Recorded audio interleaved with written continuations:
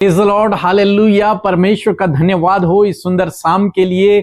और मैं विश्वास करता हूं, आशा करता हूं कि आप आज हमारे साथ में आशीष पाएंगे। निश्चय आप इस सिद्धांत को जब अपने जीवन में अप्लाई करेंगे तो आप एक जयवंत का जीवन जियोगे, आपके जीवन में भरपूरी होगी और परमेश्वर आपको आगे बढ़ाएगा। हम आपका धन्यवाद करते हैं क्योंकि आप हमारे साथ में 31 डेज ऑफ विक्ट्री में शामिल हो रहे हैं।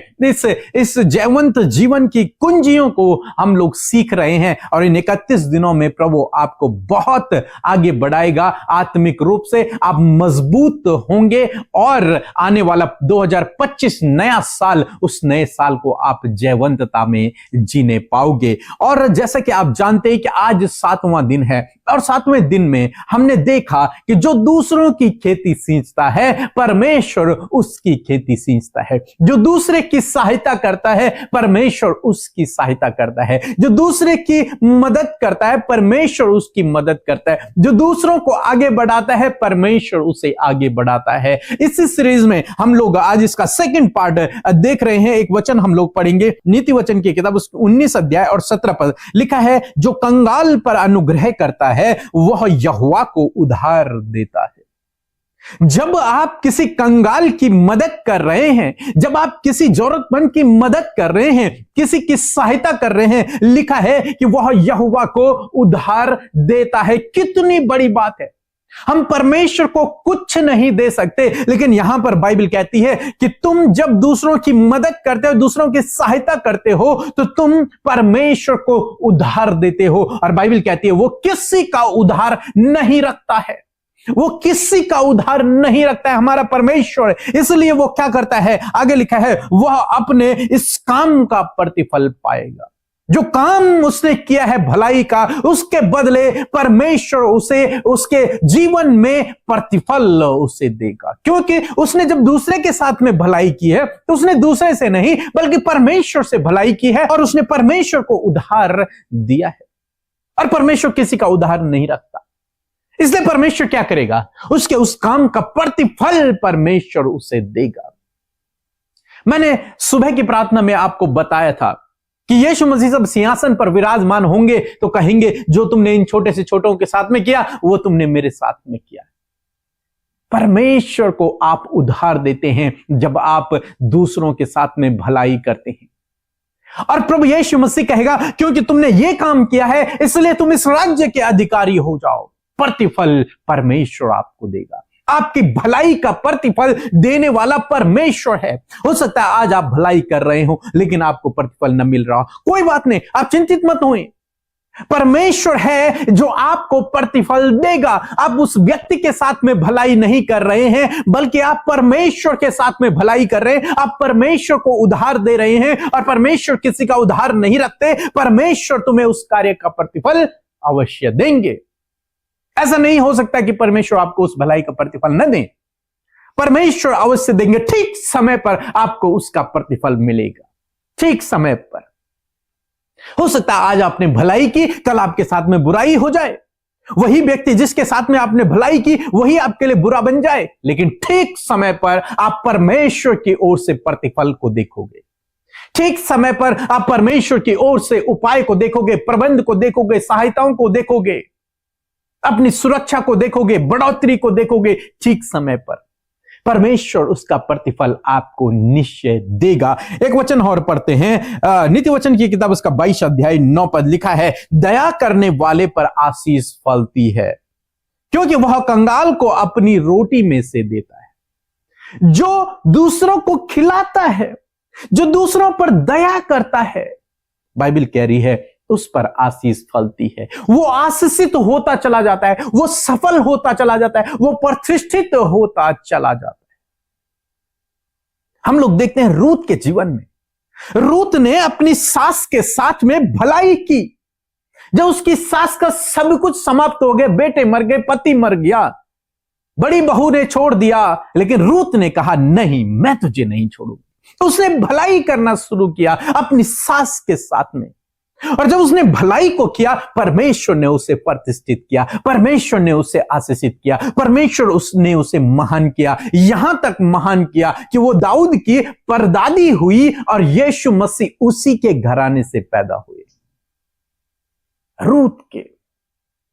जानते हैं आप, जबकि रूत यहूदी नहीं थी, रूत बाहरी व्यक्ति थी, लेकिन क्योंकि उसने परमेश्वर पर भरोसा किया, क्योंकि उसने अपनी सास के साथ में इतनी अधिक भलाई कर दी कि उसने, एक तरीके से अगर मैं कहूं इस वचन के अनुसार, कि उसने परमेश्वर को उधार दे दिया। और परमेश्वर किसी का उधार नहीं रखता, इसलिए परमेश्वर ने उसके जीवन में उसे प्रतिफल दिया, उसे प्रतिष्ठित किया, उसे महान किया, और परमेश्वर ने उसे बहुत सारी आशीषों से नवाज दिया। क्यों? क्योंकि उसने भलाई की, उसने अपनी सास के साथ में भलाई की। आज हमारी बहुत सारे बहनें हैं, आप बुरा न माने, लेकिन आप अपनी सास के साथ में भलाई का व्यवहार नहीं करती हैं। बहुत सारी सास हैं जो अपनी बहू के साथ में भलाई का व्यवहार नहीं करती हैं, इसलिए परिवारों में लड़ाई झगड़े हैं। लेकिन इनसे सीखो कैसे एक दूसरे से भलाई करना है। कमियां सबके अंदर है, कमियां सबके अंदर है, कोई भी परफेक्ट नहीं। बाइबल कहती है सबने पाप किया है और परमेश्वर की महिमा से रहित हैं, एक भी नहीं हो जो धर्मी है, नहीं है कोई नहीं। कमियां सब में है, लेकिन उन कमियों के बावजूद जब आप उनके साथ में भलाई करते हैं, तब परमेश्वर आपको प्रतिफल देते हैं। उन कमियों के बावजूद जब आप उनके साथ में प्रेम करते हैं, उनसे भलाई करना शुरू करते हैं, तब परमेश्वर आपको प्रतिष्ठित करते हैं, आगे बढ़ाते हैं, सफल करते हैं। जीवन के हर एक क्षेत्र में आप आशीषित होते हैं।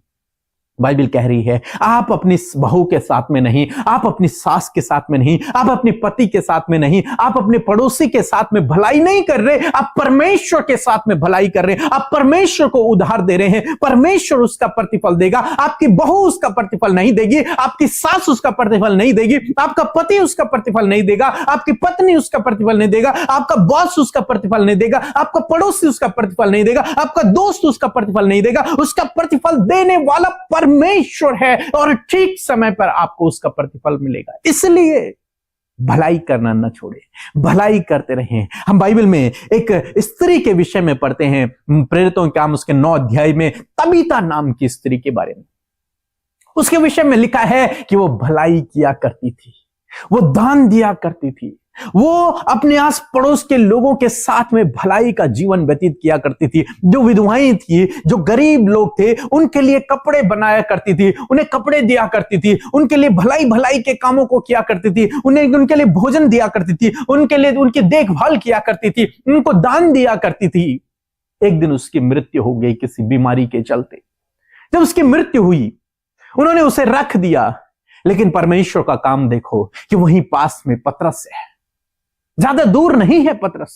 क्या होता अगर पतरस बहुत दूर होता तो वहां नहीं पहुंच पाता, लेकिन पतरस पास में ही है। और उन्होंने कुछ चेलों को, कुछ लोगों को भेजा पतरस को बुलाने के लिए। पतरस आया, पतरस ने प्रार्थना की और तबीता जीवित हो गई। तबीता जीवित हो गई, फिर कई सालों तक वो इस धरती पर जीवित रही। कहने का क्या मतलब है, जो दूसरों की खेती सींचता है, परमेश्वर उसकी खेती को सींचता है। जो दूसरों की खेती सींचता है, परमेश्वर उसकी खेती को सींचता है। जो दूसरों के साथ भलाई करता है, वो परमेश्वर को उधार देता है, और वो किसी का उधार नहीं रखता, वो प्रतिफल देता है, उसका प्रतिफल। इस तबीता को उसी का प्रतिफल मिल गया, रूत को उसी का प्रतिफल मिल गया, उस सारपत नाम की विधवा को उसका प्रतिफल मिल गया। आपको भी अपना प्रतिफल मिलेगा जो भलाई के काम आप कर रहे हैं। और 2025 में जो भलाई के काम आप करेंगे आने वाले दिनों में, चाहे छोटा सा हो, मायने नहीं रखता, छोटा सा भलाई का काम आपके लिए प्रतिफल को लेकर के आएगा। छोटा सा भलाई का काम आपके जीवन में आशीषों को लेकर के आएगा। छोटा सा भलाई का काम आपको कई गुना आगे बढ़ा देगा। यह ना सोचे मेरे पास तो नहीं है, उस सारपत नाम की विधवा के पास भी कुछ नहीं था, लेकिन उसने उसमें से ही उसको दिया, एलियाई को दिया, और परमेश्वर ने उसके लिए काम किया। आज शाम में परमेश्वर आपसे यही चाहते हैं कि आप भलाई करना शुरू करें। आप भलाई के लिए अपने हाथों को आगे बढ़ाएं, आप भलाई के लिए अपना तन मन धन लगा दें। भलाई के कामों को करने के लिए आप सबसे आगे बढ़ जाएं। निश्चय आपको हो सकता है उन लोगों के द्वारा प्रतिफल न मिले, लेकिन आपका परमेश्वर जिस पर आप भरोसा करते हैं वो आपको प्रतिफल देगा, वो आपको प्रतिफल देगा।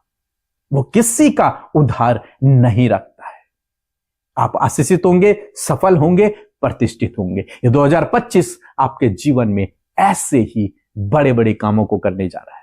सो प्रभु आपको इस वचन के द्वारा बहुत आयत से आशीष दे। आमीन। आप सबको जय मसीह की। परमेश्वर का धन्यवाद करते हैं सुंदर सी शाम के लिए, और इस शाम में आपने परमेश्वर के वचन से सामर्थ पाई है, और आप जब दूसरों की खेती सींच रहे हैं तो आप प्रतिफल जरूर पाएंगे और आप विजय में इन दिनों में चलने लगेंगे, क्योंकि परमेश्वर इन दिनों हम सबको विजय में लेकर चल रहे हैं। सो आइए हम सब मिलकर प्रार्थना करें। धन्यवाद धन्यवाद धन्यवाद करते हैं स्वर्ग में विराजमान अति पवित्र महान सामर्थ्य पिता, हम आपका आदर और सम्मान करते हैं, आपकी तारीफ करते हैं, धन्यवाद करते हैं क्योंकि तूने ये सुंदर पल दिया कि हम तेरे नाम की महिमा कर सके। प्रभु थैंक यू जीसस, आपके सुंदर वचन के लिए जिसकी सामर्थ अद्भुत है।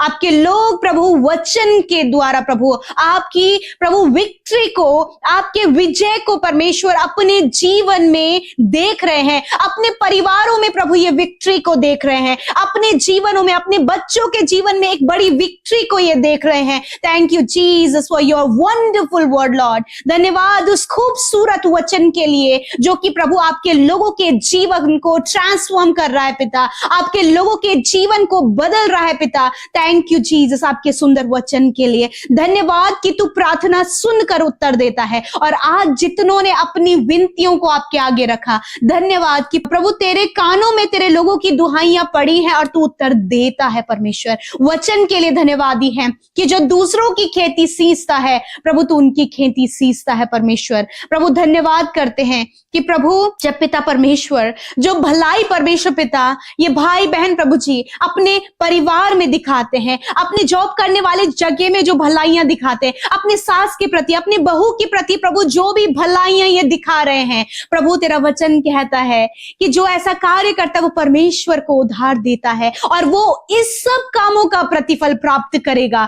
Thank you Jesus. प्रभु जो भी भलाइयां ये अपनी बहू के साथ कर रही हैं, जो भलाइयां प्रभु ये अपनी सास के साथ कर रही हैं, जो भलाइयां अपने बच्चों के साथ में, जो भलाइयां प्रभु अपने प्रभु जानने वालों के जीवन में, अपने बॉस के साथ, अपने कोवर्कर्स के साथ जो भलाइयां ये कर रहे हैं पिता, आपसे प्रार्थना है कि इनके इन कामों का प्रतिफल आप दें। प्रभु रूथ के लाइफ से आपने हम सबको सिखाया, उसने अपने सास के साथ भलाई की, उसी प्रकार आज प्रभु बहुत सी बहनें प्रभु जिनके प्रभु सास और बहू के रिश्ते बहुत ही ज्यादा खराब है, प्रभु जी आपसे प्रार्थना करते हैं यीशु मसीह नासरी के नाम से उन रिलेशनशिप्स में प्रभु आपका ट्रांसफॉर्मेशन आए, प्रभु जी एक बड़ा बदलाव आए पिता, और प्रभु बहू और सास दोनों प्रभु उनके हृदय को भलाई से भरे पिता, कि प्रभु वो एक दूसरे के प्रति भलाई को करे। खुदावन यदि आज कोई भी रिश्ता टूट रहा है पिता इन गड़बड़ियों के द्वारा, थर्ड पर्सन के द्वारा, तो खुदावन तेरी भलाई उनके जीवन में चाहते हैं, यीशु के नाम से एक बड़े चेंज को चाहते हैं,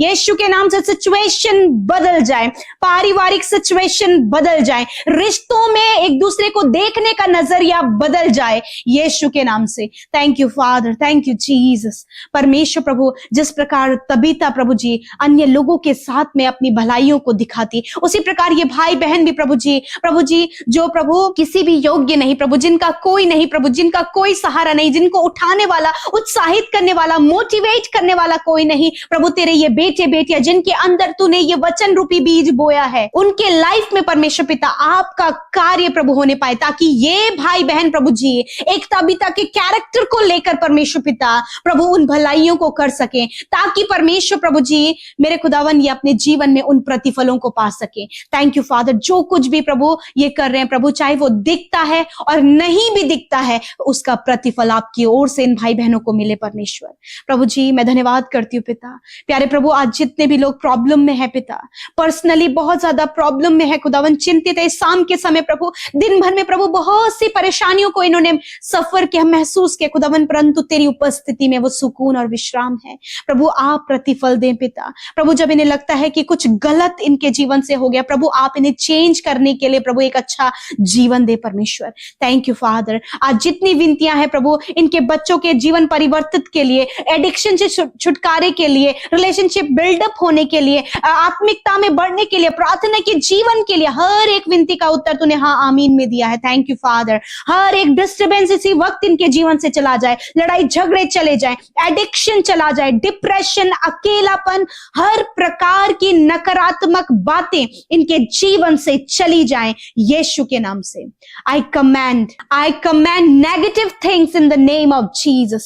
Get out in the name of Jesus. प्रभु जिन्हें बहुत ज्यादा परमेश्वर पिता डर लगता है, एंजाइटी है परमेश्वर पिता, इसी वक्त एंजाइटी, डर, गलत सपने, नेगेटिव विचार, अभिलाषाएं जो उत्पन्न हो रही हैं यीशु के नाम से उसे हम कैंसिल करते हैं। प्रभु इस समय जितने लोग बीमार हैं, विशेषकर जो कैंसर से, ट्यूमर से, पैरालाइज से, प्रभु जी heart problem, liver, kidney, lungs problem, प्रभु इंटरनल ऑर्गन्स में प्रॉब्लम है, यीशु के नाम से सारे बीमारियों के ऊपर अधिकार लेते और कहते हैं सारी बीमारियां जाओ इन भाई बहनों के शरीर से, बच्चों के, बुजुर्गों के शरीर से को छोड़कर इसी वक्त जाओ। तेरा वचन कहता है, तेरा सत्य जीवित रेमा प्रभु जो अद्भुत कार्य करता है, प्रभु तेरा वचन कहता है कि मैं तेरा चंगा करने वाला परमेश्वर। प्रभु तूने छोटे बच्चों को स्पर्श किया और वो चंगे हो गए, नौजवानों को स्पर्श किया वो चंगे हो गए, बुजुर्गों को स्पर्श किया तूने प्रभु ने चंगा कर दिया। Thank you father. उनकी आंखों को चंगा किया, कानों को, उनके स्किन को, प्रभु गुप्त रोग को